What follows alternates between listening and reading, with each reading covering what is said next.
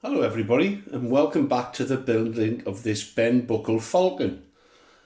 I've now reached the stage where it's time to consider the covering, and I just want to chat about that a little bit before I embark on beginning the process. So first of all, what am I going to use? Well, there's the neighbour's cat that's wandered in. I'm going to use 100% polyester. Sutty likes it.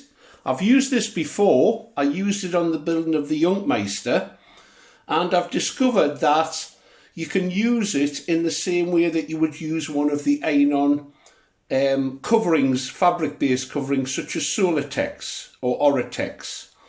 It can take a lot of heat and it shrinks. However, it's obviously got no colour to it, and it needs to be stuck to the airframe. And through experimenting in building the Junkmeister, I've now hit on how I'm going to approach this. So first of all, it's going to be covered in that plain fabric with no colour in it. Unlike the Junkmeister, which are then painted with emulsion paint, or in the States I think you call it latex paint, this is going to be left in its translucent state, so that you can see all this lovely woodwork underneath the fuselage and the tail, and of course the wings. However, I am then going to paint the areas which you see, or a pattern that resembles the areas which you see has been planked. I'm thinking about a very deep blue, and it'll have curved patterns on the tail, and the front fuselage area, all the sheeted areas will be solid dark blue with an extended line of blue down here. That's the plan. When I covered the Junkmeister, I was thinking ahead a little bit, and when it was actually fixed to the airframe and was all prepped ready for the colour finish, I liked the look of it and I liked the way you could see through the covering. So how am I going to go about this? Well, the first thing is you've got to get the surfaces prepared. And I'm going to start with the tail area. Obviously, that's not a fix, it's just placed on the model. It needs to be sanded down as you would for any airframe and prepped. And then you need to coat it in this stuff. It's called Mod Podge. I've used other adhesives. I've used just PVA glue, Gorilla Glue, and I've used dope. Modelling dope, but this I think gives the best adhesion properties. You paint it onto the airframe. I did 2 coats. It goes a long way. I've covered a really large model. The Junkmeister is a big model. It's a biplane. There's a lot of surface area, and I've used about that much out the top. So it goes a long way. It looks like, if I take this off, it looks like a very thick white PVA glue. I don't know what the chemical properties are of it, but it works really well. You paint it on and you leave it and let it dry. Forget about it once it's been painted on. You then cut the fabric to size, as you would with any covering. And I'm going to experiment this time with some crimping scissors that I've got, which will cut a serrated edge. And that, I think, will look really nice on a vintage model where you can see a join in the fabric if it's got the serrated edge. And it's actually to a scale of 1/4 scale, which I just think will look nice. I'll try it anyway and see. And then you iron it on. And I found that when you actually iron it on, you use quite a high temperature. It'll withstand quite a high temperature. And cover the whole thing. And then, as you would with any fabric covering, you apply heat via a heat gun, and it really shrinks rather well. But to get that drum tight finish, I'm going to give it a couple of thin down coats of heat shrink dope, thin down with cellulose thinners, and to actually make sure the weave is totally sealed, I'm then going to go over the top in a couple of coats of polyurethane varnish. And I have found that the weight of this material is very favourable when compared to commercial iron-on modelling fabric. It's not heavy at all. I'll double check the weight, and when we actually start doing the covering, I'll actually tell you what it is. But it is very favourable, and I intend covering most of the model in an unpainted state, so it's going to be lighter again. Let's get started then. I've now been outside, and yes, it did start to rain, but I've managed to get the rudder prepped and ready for the application of the Mod Podge. Now, the first thing to say is that you only put the Mod Podge in the areas that you want to glue the fabric down to. So you don't need to cover any areas you don't want it to stick. And of course, if you compare it to commercial material, the adhesive is applied to the whole surface. So you're immediately saving weight in that respect, because you're only putting the glue where it actually needs to go on. So I'm going to glue along here, or apply the Mod Podge rather, along here. Apply it quite generously actually. It acts almost like a sand and sealer. And yes, I haven't covered the table. I will be in trouble. Butcher's out now, so I'll get away with it. So apply it along the edges, because this is the way I'm going to work the covering. And then I'll leave it to thoroughly dry. I think I will apply a second coat, although it's probably not needed. Apply it all the way along here. And I do want it to, the covering to stick to these areas, because that's where the horn block's going to go. I think it's actually going to be on that area there, so I'll apply it both sides. I do want the covering to stick here, and of course along the edge. We'll let that dry, time for a coffee. We'll come back and I'll actually cover this and demonstrate how it works.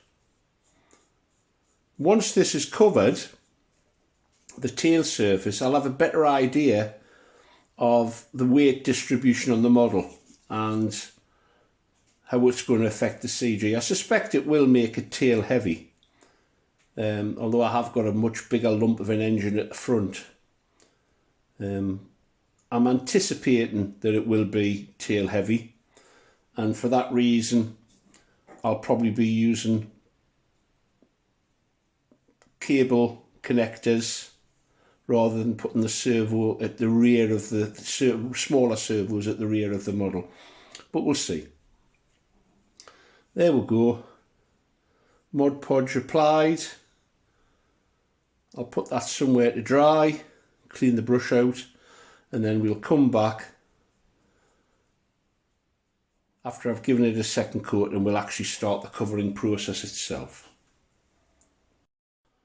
I'm almost at the stage now of beginning the covering process. It's been 24 hours since I applied the Mod Podge to the rudder area.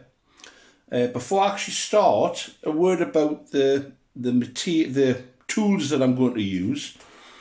I have here a pair of scissors that are only ever used for cutting fabric, and that means that it ensures that they're going to stay sharp for a lot longer. So they are my cutting scissors.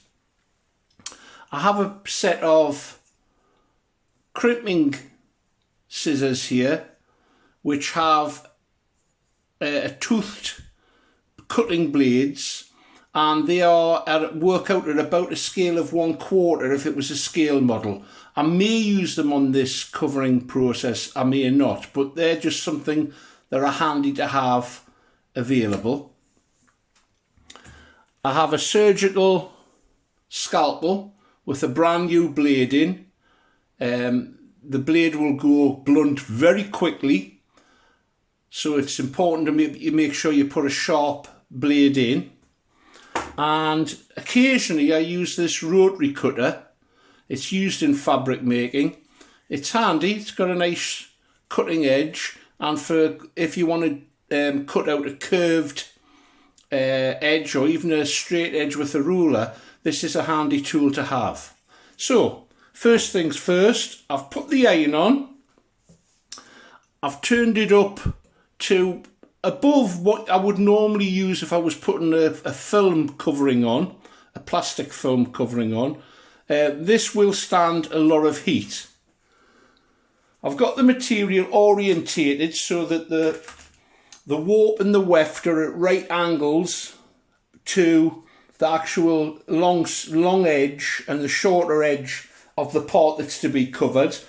And by doing that, it's not as critical on a model of this sort of proportions and size, but it does prevent any twist building into the model.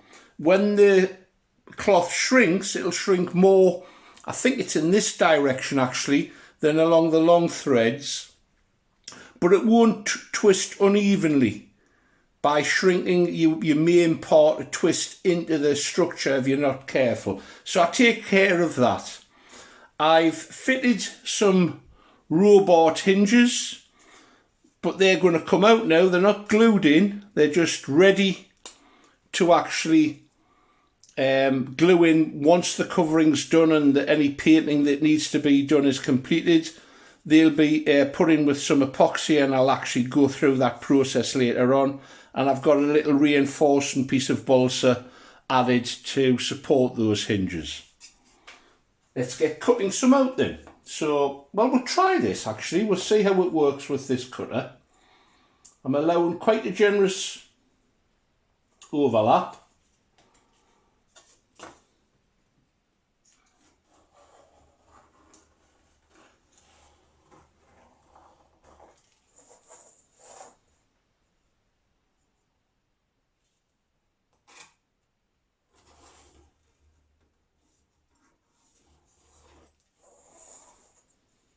And I'm actually just going to cut that across there.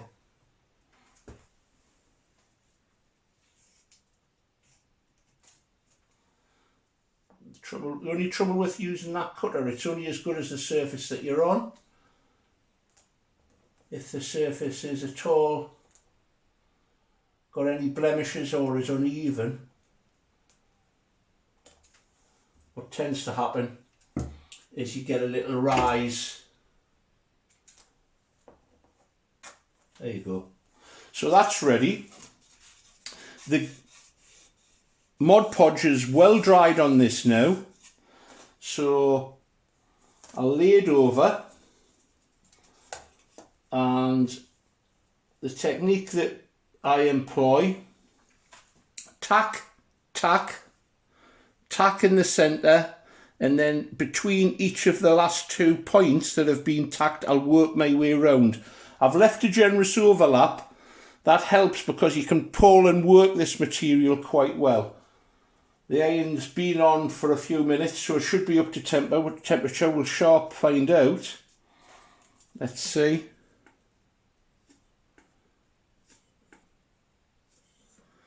Yeah, it could probably even go a little bit warmer than that.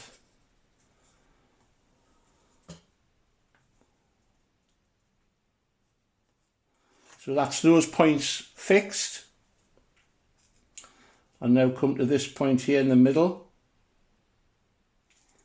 and I'll pull it across using the weight of the part actually to just get a little bit of tension on there. And I'll apply some heat here, and then the opposite side. Now there's quite a roughness when you apply the Mod Podge. When it dries, it does create a rough feel, but obviously when you apply the heat, the fibres that have been raised are actually pressed out. So I don't bother sanding them out. I think you could if you wish to, but I don't personally bother.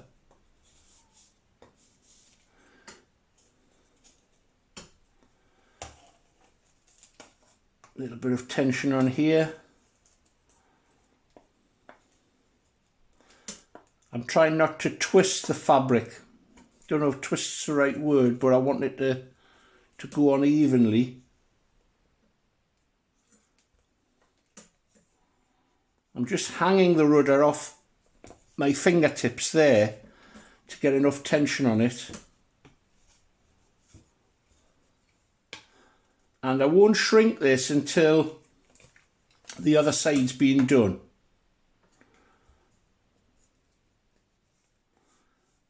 And that's it, actually affixed basically to the whole thing. So we'll fast forward a little bit and I'll do the other side as well, and then I'll apply the heat gun and you can see how this material shrinks up.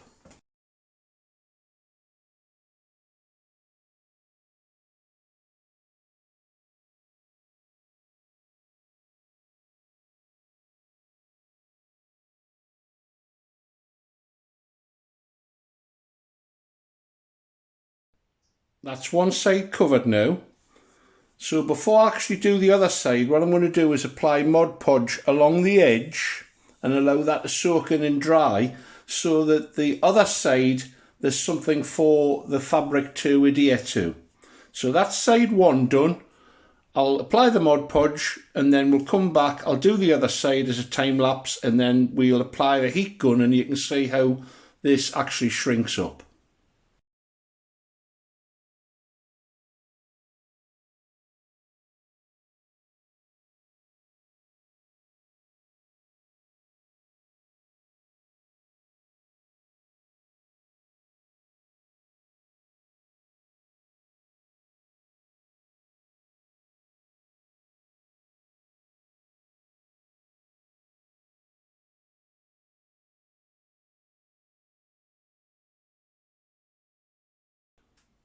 So there we have it. That's the rudder covered, but at the moment it hasn't been shrunk. So I'm going to do that now and let you see that. Just as a matter of interest, the weight of this material is approximately 70 grams per square metre. And that I think is very favourable, because Oratex, depending on the colour that you go for, ranges between 90 and 122 grams per square metre. Now, of course, this has to be doped and it has to be coloured, but I think it's within the same margins. So it's a very comparable material, although there's obviously more work involved in doing this. So let's apply a little bit of heat and see how we'll go. Start in the middle.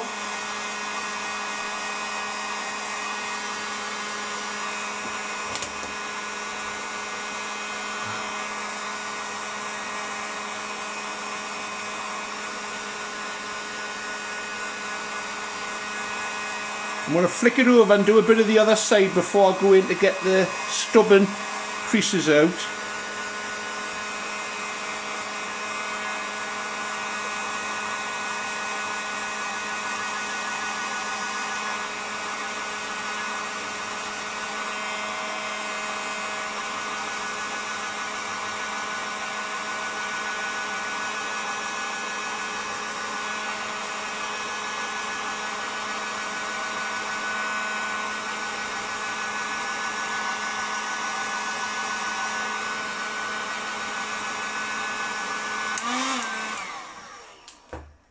There we have it.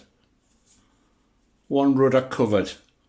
Obviously it needs to be doped, and as I'm using a heat shrink dope, that will tighten it up a little bit, but I think that's a lovely finish to a vintage model. You need, I think, on a model like this, you either have to go full-blown see-through covering to show off the superstructure, or you need to go authentic fabric covering, and for this particular model I'm going for the fabric covering. I hope you've enjoyed that journey. I hope it's helpful to people. There's nothing to be frightened of. I paid £2.50 for a metre by 4 foot for this. So it's a very, very cheap alternative. The Mod Podge goes a long, long way. The dope, likewise, you don't need a lot of it to achieve the result that you want. More work involved, certainly, but for a model of this size, I think it's a very economic alternative to using a fabric covering such as Oratex. Bye for now. Get building. If you can't get building, you can get flying, and that's a bonus at the moment in the UK. Take care. Thanks for watching.